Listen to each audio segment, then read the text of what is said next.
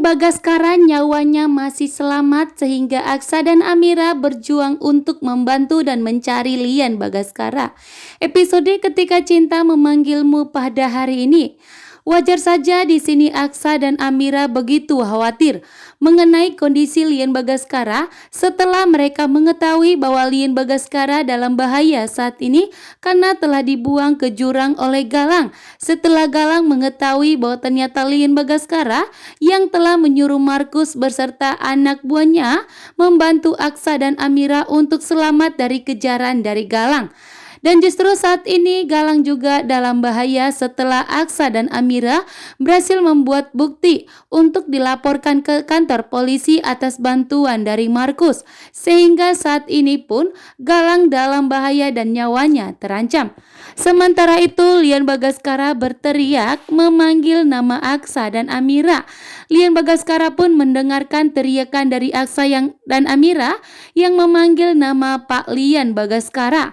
Dan tentunya Lian Bagaskara pun sangat senang ya, bahwa ternyata Aksa dan Amira sangat mengkhawatirkan kondisi dan keselamatan Lian Bagaskara saat ini. Karena Lian Bagaskara mengira bahwa dirinya akan meninggal dunia sebelum bertemu dengan Aksa dan Amira. Namun ternyata ada keajaiban untuk Lian Bagaskara. Setelah Lian Bagaskara begitu baik kepada Aksa dan Amira, bahkan di sini omongannya dari Lian Bagaskara membuat Galang merasa tertampar. Bahwa sampai kapanpun Lian Bagaskara akan saat ini berpihak kepada Aksa dan Amira, bahkan Lian Bagaskara tidak akan meninggal sebelum melihat kehancuran dari Galang. Sehingga di sini membuat Galang pun marah besar ya. Galang pun menegaskan kepada Lian Bagaskara bahwa dirinya tidak akan pernah hancur. Tentunya di sini kabar bahagia untuk Aksa dan Amira. Bahkan Aksa dan Amira saat ini sangat lega bahwa ternyata semuanya telah berakhir. Karena di sini tujuan dari Aksa bertindak hanya untuk mengakhiri semuanya, bukan untuk membalaskan dendam. Karena Aksa tidak mau jika Galang selalu menyentuh Amira. Sementara itu di sini Amira pun sangat lega bahwa semuanya terakhirnya akan berakhir. Sementara itu Galang di sini nyawanya di ujung tanduk.